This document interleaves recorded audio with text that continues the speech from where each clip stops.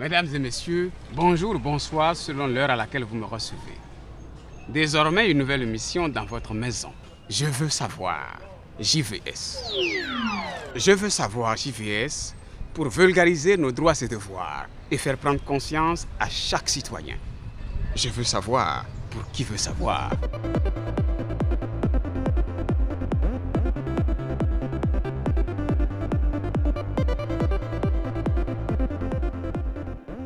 Dans ce premier numéro de JVS, Je veux savoir, nous parlerons de cette multitude de nos concitoyens qui se retrouvent en prison par ignorance de la loi.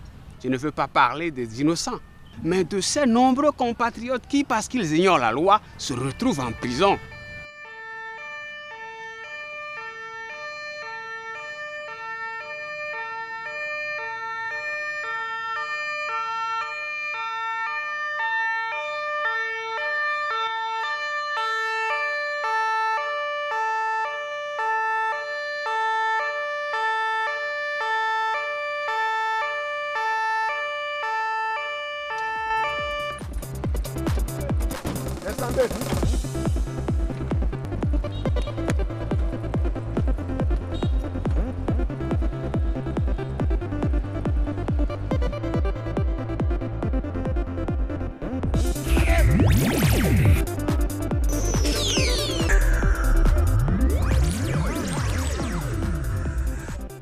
En un seul rang.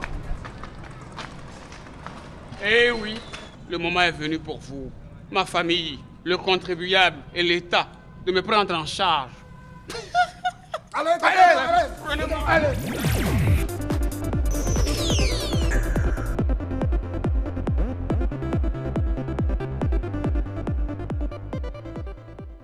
Bonjour, régisseur. Je suis prisonnier. Et vous êtes le chef de terre ici. Vous m'avez fait l'honneur de me recevoir dans votre bureau. Dites-moi, est-ce qu'une fois ici, certains prisonniers ont conscience de leur ignorance? Quelqu'un qui a pris conscience, d'abord, ça se note à travers les témoignages, ça se note à travers le repenti. C'est ceux-là qui veulent comprendre, qui ne cessent pas de demander ce qu'il faut faire pour ne plus se retrouver dans les mêmes situations. Et à côté de ça, il y a aussi des assistances aux détenus qui leur permettent quand même de savoir qu'il y a des actes antisociaux qui ne devraient pas poser. Merci, monsieur le régisseur, pourvu que les gens vous entendent. Eh oui, de vous à moi maintenant. On va poursuivre. On ira voir les commissaires pour savoir davantage. 95% d'analphabètes, donc de gens qui avaient leurs habitudes, qui n'ont rien à voir avec celles donc, de la métropole, qui avaient leurs pratiques, où l'on jugeait pratiquement sous l'arbre à palabre. Ou quand on dit, bon, mais alors, le roi est là, le chef du village est là, vous aviez commis telle infraction, vous aviez cherché la femme de votre voisin.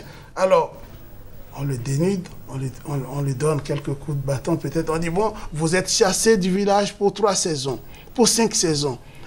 Vous, qu'est-ce que vous aviez fait? Ah, vous aviez commis, vous aviez volé. On vous attachait donc le cabri au cou et vous faites le tour du marché et la honte fait le reste.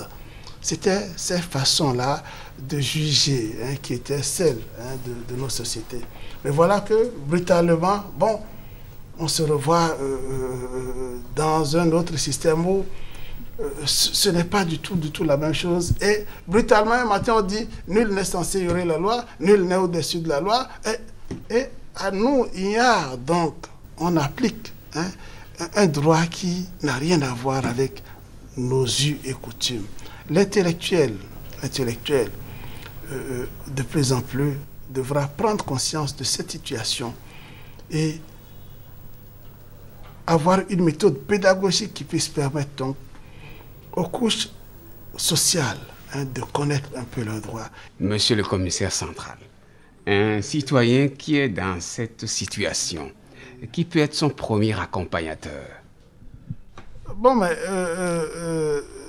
son premier accompagnateur, quand vous êtes dans des situations de ce genre, forcément, si vous avez les moyens, vous vous faites assister d'un avocat.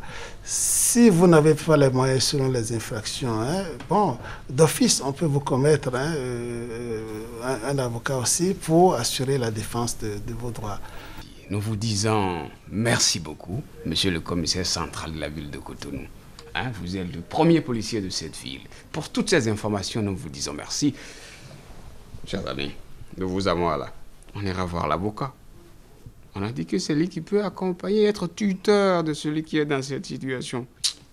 Allons entendre sa version. Souvent, lorsqu'un avocat a un cas pareil, il est embêté.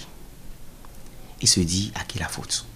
C'est très souvent difficile pour le juge qui est obligé d'appliquer la loi de ne pas faire autre chose que de l'appliquer. Donc, en résumé, c'est un sentiment de compassion. Et je communie avec eux et puis je m'interroge à qui la faute.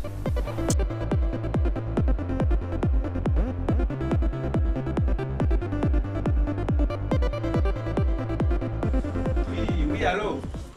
Oui, allô? Oui, je t'entends maintenant. Que se passe-t-il? Quoi? Ton mari en prison? Bossou? Quel Bossou? Notre ami Bossou en prison. Hein? Oui, calme-toi, maman Loulou, calme-toi. Oui, nous allons te sauver. Dis-moi, depuis quand est-il en prison? Et qu'a-t-il fait? Depuis 3 jours? Et on l'accuse de quoi? Raccroche, Freddy, tu n'as pas fait de téléphone là. Nous-mêmes, on va aller là-bas. Maman Loulou, calme-toi. Tu restes tranquillement à la maison, tu nous attends. Zogou et moi arrivons tout de suite. À tout à l'heure, Zogou. Va t'habiller, Bossou en prison. Je t'attends au dehors. Bossou en prison.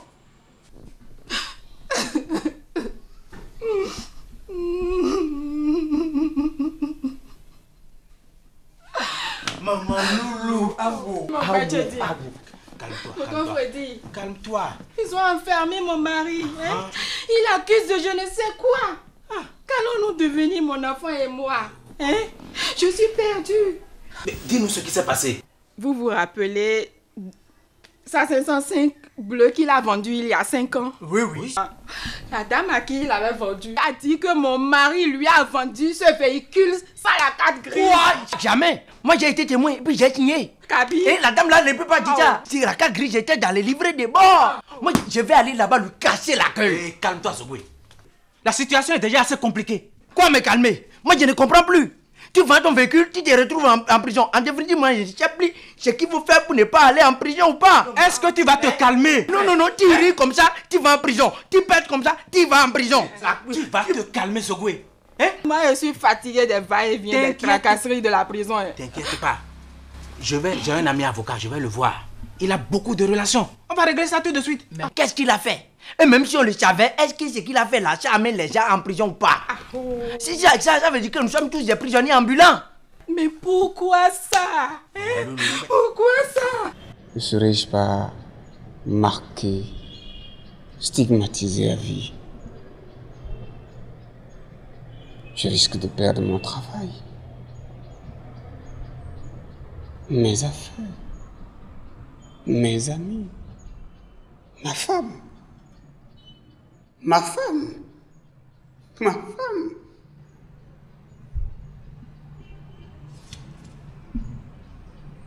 Aurais-je d'autre choix que d'être voleur, malfrat, braqueur, et donc nuisible à la communauté, nuisible à votre quiétude? nocif au développement. Et même si je faisais l'effort de devenir un bon citoyen, suis-je pour autant à l'abri de la prison? Au secours! Au secours! Au secours! Faites quelque chose! Je vous en supplie!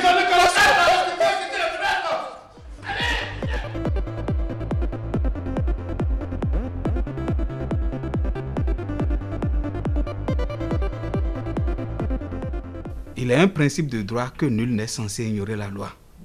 Et il est également une réalité que chez nous, personne ne connaît pratiquement la loi. Et il faut faire quelque chose. Et ce quelque chose, c'est ce manuel que j'ai fait sortir, manuel dans lequel j'ai essayé de répertorier environ 400 comportements qu'il ne faut pas avoir pour se retrouver en prison. En guise d'exemple, il y a ce qu'on appelle les chèques de garantie. Ça veut dire quoi? Des commerçants signent des chèques qu'ils antidatent en règlement de leurs dettes. On est en décembre, ils mettent comme date d'émission de ce chèque janvier prochain.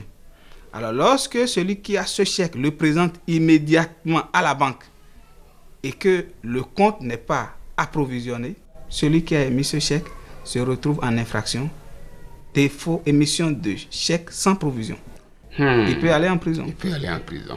Vous voyez bien, demoiselle, vous qui poussez les tontons à vous faire des chèques sans provision, vous les conduisez en prison. Ça n'est pas bien. Et puis vous, tonton, vous n'êtes pas obligé de donner des chèques sans provision. La prison vous attend. Mesdames et messieurs, j'espère que vous avez compris. Et que désormais, chacun va se battre pour connaître ses droits et devoirs. C'est ça, JVS. Je veux savoir. À la prochaine.